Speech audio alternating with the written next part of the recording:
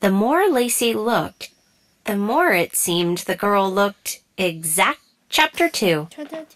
Volunteering for Trouble. Lacey didn't sleep well that night. She dreamed that a girl who looked exactly like her was leaning over her bed. But this other girl had glowing red eyes, red even where the white should have been. When Lacey woke up, she was a half hour behind her normal morning routine, and that was already a half hour later than she should have gotten up anyway. Luckily, Lacey lived only a few blocks from school. She grabbed a bagel as she rushed out the door, yelling bye to her dad's. She walked quickly while cramming food into her mouth.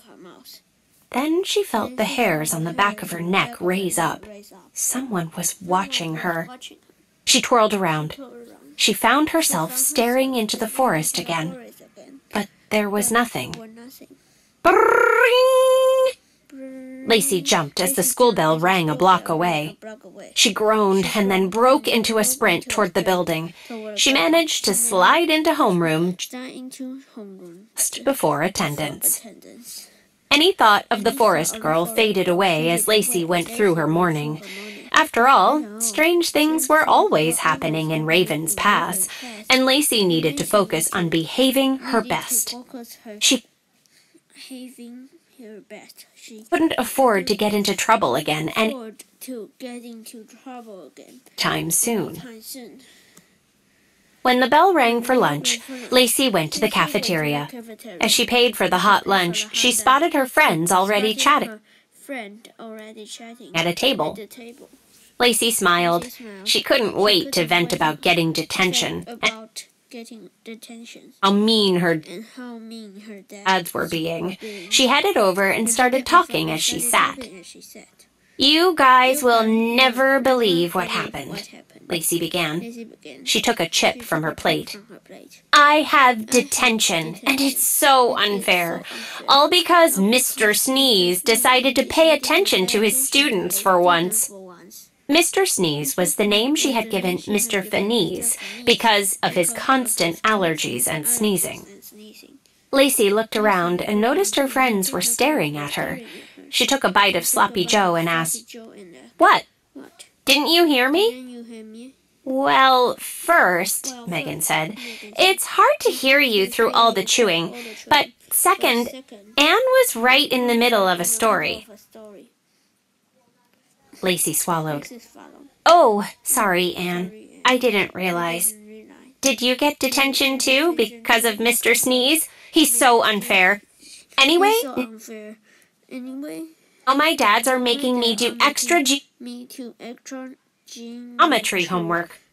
Plus, I'm grounded for like 2 weeks. Then, I'm supposed to find an activity to show that I think about other people. Or something. It's such a waste of time." No one said anything for a minute. Then Jenny spoke up. "Maybe it's actually a good thing," she said.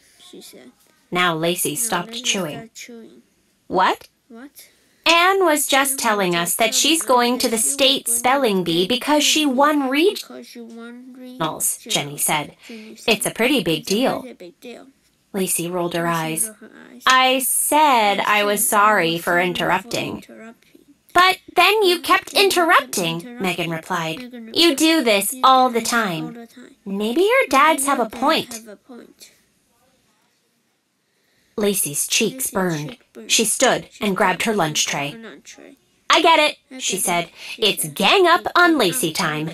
I'll just leave so you guys can talk by yourselves." Lacey started to walk away, but something made her turn back. "Congratulations, I guess, Anne," she muttered. Then she stalked out of the cafeteria. The rest of the day didn't go much better. Lacey's friends kept their distance. Her teachers seemed to call on her only when she didn't know the answer. She even banged her shin on a desk. It felt like the whole world was against her. After school, Lacey slumped into a seat at detention. She decided she might as well get a head start on geometry work. It actually wasn't that bad when she got going, but she would never tell her dad that. This time, she knew she had seen someone. Lacey hurried into the house. She went straight to the kitchen to tell her dads about the mystery person.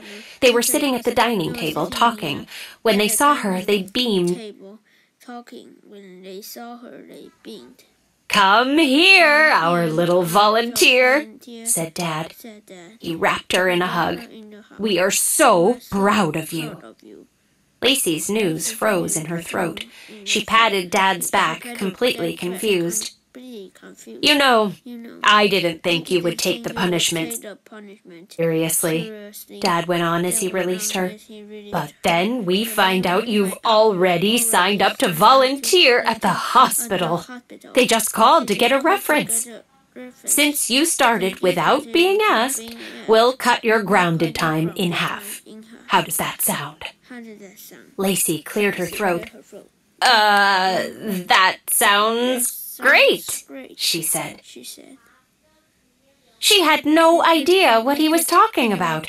She looked at Pops. He was still smiling too. There must have been some mistake, but her dad seemed to think she had really signed up. "I might as well ride this wave and get my sentence reduced," she thought. She would tell them about the strange girl another time. Lacey grinned. "Really excited to volunteer," she added.